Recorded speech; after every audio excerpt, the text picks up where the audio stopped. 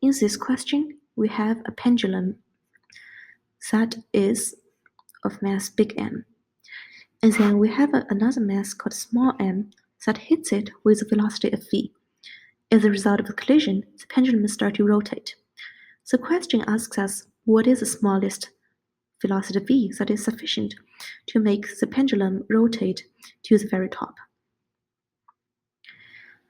And also, the small mass will become embedded into the big mass, so it is an inelastic collision.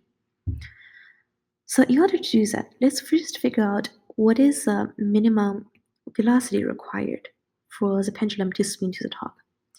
That requires the conservation of energy. So at the bottom, we have the energy equals half of mv squared. It's actually big M plus small m, but it will cancel on both sides.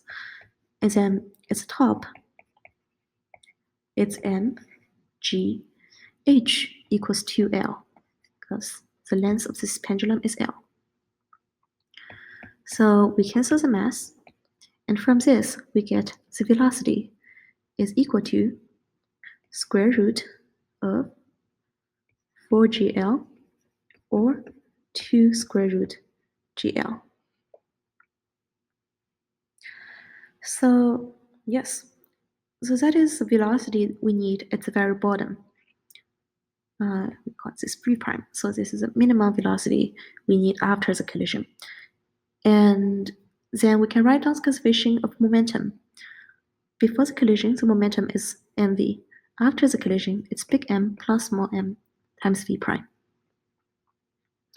So from that, we know that to reach a minimum v prime of 2 square root gl, we need a v of this is v in terms of v prime, and in order to reach this v prime, which is necessary to bring the pendulum to the top, we just plug this in. So it's this expression. And yes, since we're not given any numbers, that is it. It's usually a good habit to write numbers at first. So that is minimum velocity required.